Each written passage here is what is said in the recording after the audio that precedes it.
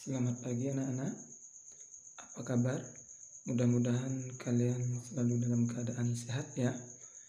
Pada pagi hari ini kita akan membahas tentang pecahan. Pak Guru yakin di kelas 4 kalian sudah mendapatkan pembahasan tentang pecahan ini. Tetapi di kelas 5 juga akan diperdalam pembahasannya.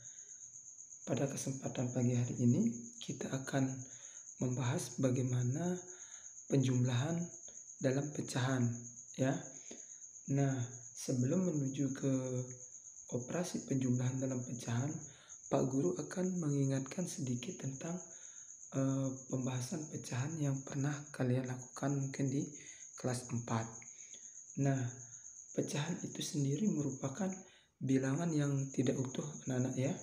Jadi pecahan itu suatu bilangan yang bisa dinyatakan dalam bentuk A per B ya. Jadi pecahan itu bisa dinyatakan dalam bentuk A per B, di mana A adalah pembilang ya, dan B itu disebut dengan penyebut. Nah, ini tidak asing bagi kalian. Pak Guru hanya mengingatkan, jadi dalam pecahan ada yang dikenal dengan istilah pembilang dan ada yang dikenal dengan istilah penyebut. Nah, Pak Guru ulangi, jadi pecahan itu sendiri itu suatu bilangan yang tidak utuh lagi ya. Jadi suatu bilangan yang dapat dinyatakan dalam bentuk A per B. Misalkan saja contohnya itu adalah 1/2. Ini adalah salah satu contoh dari pecahan. Nah, selanjutnya kita akan melihat beberapa contoh atau jenis-jenis pecahan. Ada yang dikenal dengan istilah pecahan biasa. Ya, pecahan biasa itu contohnya seperti bentuknya itu 1/2. Ini biasa. Jadi A per B seperti yang di atas. Misal 2/3 atau 3/4. Ini adalah beberapa contoh dari pecahan biasa. Nah, ada juga istilahnya pecahan campuran ya. Nah, pecahan campuran contohnya itu misal antara gabungan pecahan biasa dan bilangan bulat. Misalkan 1/2. Nah, ini contoh pecahan campuran. Yang lain misal 4/2/3 misal. Terus 6/1/4 dan seterusnya. Jadi ini beda ya. Di sini hanya bentuknya A per B yaitu 1/2 dan di sini ada bilangan bulatnya ya. Ada 2, ada 4 dan ada 6. Nah, selain itu kita juga mengenal istilah pecahan desimal. Desimal di mana penulisannya itu menggunakan koma. Misalkan saja 0,5 ya. Misalkan saja 0,6 atau 0,05. Nah, ini contohnya bentuknya seperti ini. Jadi Pak Guru ulangi, pecahan biasa seperti ini, campuran dan pecahan desimal. Nah, yang ini hanya Pak Guru ingin mengingatkan saja tentang pecahan yang pernah kalian dapatkan di kelas 4 atau kelas sebelumnya. Ini hanya sebagai pengingat. Nah, selanjutnya Pak Guru akan menerangkan bagaimana cara menjumlahkan atau melakukan operasi penjumlahan dalam pecahan ya. Ya, anak-anak perlu kalian ketahui bahwasanya dalam operasi penjumlahan pecahan yang kalian harus perhatikan adalah penyebutnya. Jadi tadi dalam bentuk A per B di mana A itu adalah pembilang dan B penyebut. Contohnya seperti 1/2. Jadi yang harus kalian perhatikan dalam penjumlahan itu adalah penyebut ini, ya. Penyebutnya yang bagian di bawah. Jadi yang harus dilihat pertama dalam penjumlahan pecahan adalah penyebutnya. Ya, kita mulai dari contoh yang sederhana saja dulu ya, supaya kalian cepat memahami bagaimana cara penjumlahan pecahan. Misalkan kita akan belajar mengenai bagaimana menjumlahkan sebuah pecahan yang memiliki penyebut yang sama. Misalkan saja contohnya adalah 2/4 ditambah dengan 1/4. Nah, coba kita perhatikan Pak Guru ulangi, 2/4 ditambah 1/4. Nah, di mana itu bilangan pecahan yang 2 ini memiliki penyebut 4, ya, memiliki penyebut 4. Nah, jadi penyebut dua bilangan ini sama, yaitu 4. Nah, kalau penyebutnya sama seperti ini, maka proses penjumlahan pecahan langsung bisa dilakukan. Nah, jadi proses penjumlahan pecahan itu langsung bisa dilakukan. Nah, oleh sebab itu maka akan kita tulis 2/4 ditambah 1/4 itu akan sama dengan 2 ditambah 1/4. Nah, sudah jelas ya, 2 ditambah 1/4. Nah, jadi seperti ini. Nah, selanjutnya 2 ditambah 1 akan sama dengan 3. Terus per 4. Nah, jadi hasilnya sudah kita ketahui. Jadi 2/4 ditambah 1/4 hasilnya sama dengan 3/4. Ya, jadi sangat mudah kan anak-anak ya. Jadi ini kalau pecahan yang memiliki penyebut yang sama. Nah, contoh berikutnya ya, Pak Guru berikan contoh supaya lebih paham lagi. Misalkan saja 3/6 ditambah 2/6. Nah, ini memiliki penyebut yang sama, yaitu penyebutnya adalah 6, ya. Jadi kalau penyebutnya sudah sama, maka proses pengerjaannya bisa langsung kita lakukan. Nah, contohnya, maka sama seperti tadi, 3 ditambah 2/6. Nah, jadi bisa langsung kita kerjakan ya. 3 ditambah 2 itu akan sama dengan 5. Terus di sini tinggal tulis per 6 ya. Jadi mudah bukan? Jadi seperti ini. Kalau penyebutnya memiliki nilai yang sama. Nah, tapi bagaimana jika penyebutnya tidak memiliki nilai yang sama? Nah, apa yang harus kita lakukan?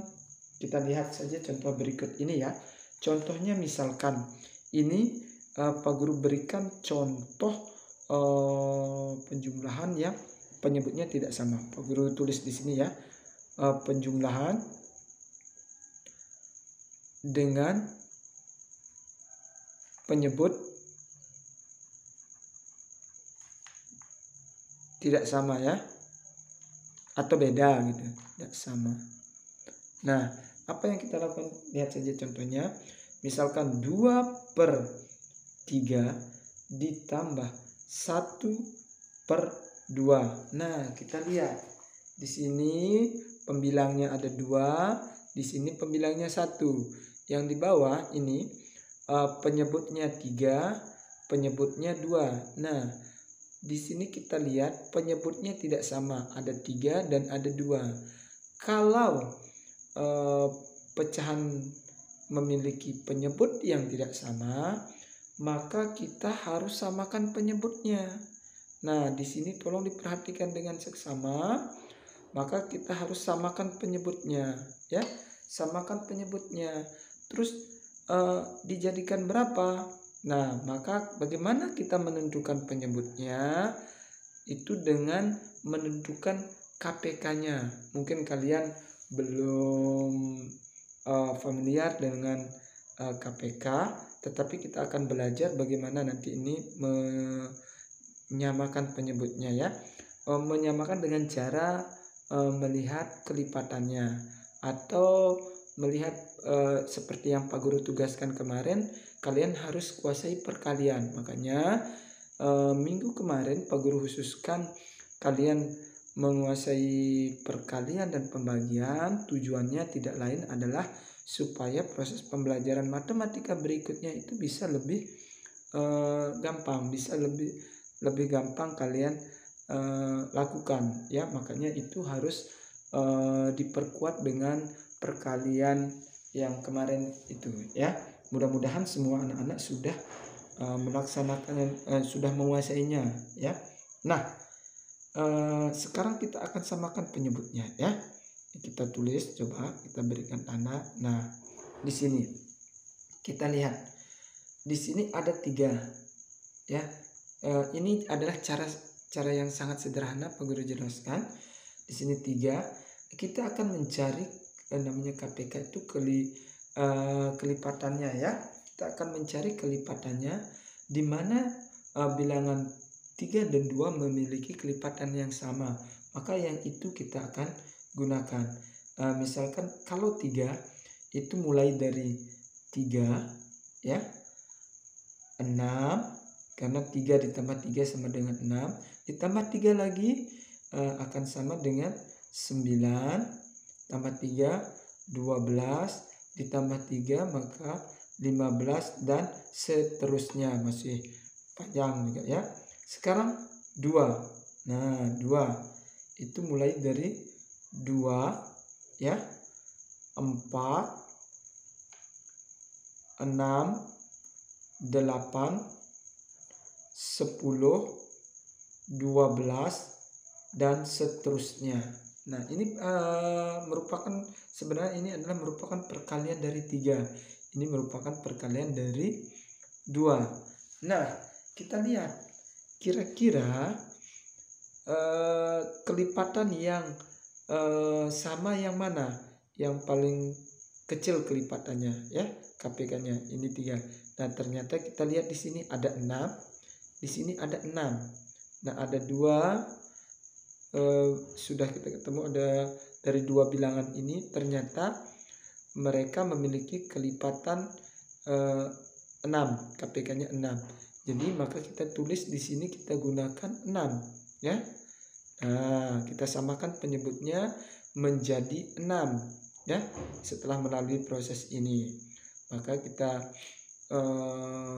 samakan penyebutnya menjadi 6. Nah, dari sini lalu kita akan tentukan bilangan yang di atas atau pembilangnya.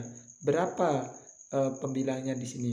Nah, cara menentukannya setelah kita analisis di sini 3 ini menjadi 6 itu kira-kira dikali berapa? 1 2. Di sini dikali 2 ya, ingat dikali 2. 3 ini agar menjadi 6 maka dia dikali 2. Dari 1 2 maka dikali 2. Nah, apabila penyebut dikali 2 ya, ingat, apabila penyebut dikali 2 maka pembilangnya harus sama juga, harus sama dikali 2, harus adil ya. Yang bawah dikali 2 maka yang di atas harus dikali 2 juga ya. Tidak boleh yang di bawah penyebutnya dikali 2, di sini dikali 3 atau dikali 1, tidak boleh. Harus dikali dengan bilangan yang sama ya. Sampai di sini paham ya? Mudah-mudahan paham. Jadi kalau di sini 3 kali 2 akan sama dengan 6. Di sini 2 dikali 2 maka akan sama dengan berapa? 4 ya. Akan sama dengan 4. Nah, ini bilangan pecahan yang awal sudah selesai. Sekarang tinggal yang berikutnya. Di sini kelipatan 2 menjadi 6. Coba kita lihat. 1 2 3. Dikali 3 ya, sama prosesnya seperti yang awal. Nah, maka 2 agar menjadi 6 itu dikali 3 ya. 1, 2, 3. Maka dikali 3, penyebut dikali 3, maka pembilang juga harus dikali 3. Harus dikali dengan bilangan yang sama. 2 dikali 3 sama dengan 6. 1 kali 3 sama dengan 3. Nah, setelah sama penyebutnya, maka ini prosesnya sama dengan yang ini ya, sama dengan yang di atas ini, sama. Di sini hanya lebih kompleks, lebih rumit pada saat menyamakan penyebutnya. Nah, setelah itu kalau sudah sama, langkahnya sama seperti yang di sebelumnya tadi ya, maka di sini akan dijumlahkan 4 ditambah 3 per 6. Jadi akan sama dengan 4 tambah 3 sama dengan 7 per 6. Ya, ini adalah hasilnya. Sehingga 2 per 3 ditambah 1 per 2 itu hasilnya sama dengan 7 per 6. Nah, di sini hasilnya sudah 7 per 6. Nah, mudah-mudahan penjelasan ini bisa membuat kalian paham. Tapi kalau belum paham, Pak Guru akan jelaskan atau Pak Guru akan berikan contoh lagi sekali ya. Contohnya seperti ini. Nah, bilangan berikutnya tolong diperhatikan baik-baik ya nak. Di sini Pak Guru akan tuliskan, Pak Guru sengaja carikan contoh yang sederhana supaya kalian paham ya. Nah, di sini Pak Guru akan berikan contoh 3 per 4 ditambah 2 per 6. Nah, di sini kita lihat bilangan yang di bawah atau penyebutnya. Penyebutnya ternyata tidak sama, yaitu ada 4, ada 6. Karena tidak sama penyebut dari dua bilangan ini, maka kita akan samakan penyebutnya. Langkahnya sama seperti sebelumnya ya. Kita akan samakan penyebutnya. Kita akan jadikan berapa? Kita tentukan dulu KPK-nya. KPK dari 4 dan 6. Nah, atau kita cari hasil perkalian yang sama di dalam perkalian 4 dan perkalian 6. Nah, kita lihat KPK-nya. Kita lihat KPK 4 ya. Kita mulai dari perkalian 4 itu berapa? Mulai dari hasilnya itu ya. 4 ditambah 4 itu hasilnya 8. Ditambah 4 akan 12. Tambah 4 akan 16. Tambah 4 akan jadi 20. 24 dan seterusnya ya. Nah, selanjutnya sama juga sekarang 6 kelipatannya 6 ya, 12 ditambah 6 18 ditambah 6 24 ditambah 6 30 dan seterusnya. Ya. Kita akan cari di sini kira-kira kelipatan yang sama, kelipatan yang terkecil ya, KPK namanya kelipatan persekutuan terkecil. Ya, di sini ada bilangan yang sama ya, yaitu 12. Nah, 12 ternyata 4 dan 6 itu penyebut 4 dan 6 ini akan kita ubah menjadi 12 ya. Di sini kita tulis 12. Di sini kita tulis juga 12. Nah, lalu 4 ya, kita lihat di sini 4 ini menjadi akan jadi 12 itu dikali berapa? Kita hitung saja dari sini. 1 2 3. Oh, ternyata dikali 3. Maka kita akan tulis di sini kecil-kecil dikali 3. Nah, sama seperti tadi, jika penyebut dikali 3, maka pembilangnya harus diperlakukan sama, yaitu dikali 3 juga ya. Nah, maka akan kita tulis 4 kali 3 sama dengan 12. 3 kali 3 sama dengan 9. Nah, ini sudah selesai. Sekarang bilangan berikutnya 6 Ya, 6 ini ya.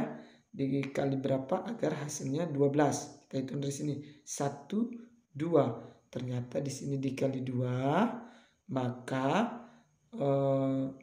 penyebut dikali 2, maka pembilang juga harus dikali 2. Diperlakukan sama. 6 kali 2 sama dengan 12. 2 kali 2 sama dengan 4. Ya, prosesnya sama. Nah, selanjutnya di sini 9 ditambah 4 per 12. Maka 9 tambah 4 akan sama dengan 13. Di sini akan sama dengan 12. Jadi hasilnya adalah 13 per 12. Nah, dari penjelasan Pak Guru tentang penjumlahan ini, mudah-mudahan kalian bisa mengerti. Jika ada kesulitan, mohon bisa bertanya atau japri Pak Guru lewat WA apa yang belum dipahami ya. Mudah-mudahan tetapi dari penjelasan yang sangat sederhana ini atau dari video sangat sederhana ini kalian bisa paham ya tentang penjumlahan pecahan. Nah, ini dulu Pak Guru jelaskan sedikit saja. Nanti pada pertemuan berikutnya mudah-mudahan Pak Guru bisa buatkan video pembelajaran yang akan Pak Guru unggah di YouTube. Ya, mudah-mudahan pada minggu ini bisa Pak Guru selesaikan dan nanti Pak Guru share linknya melalui WA group.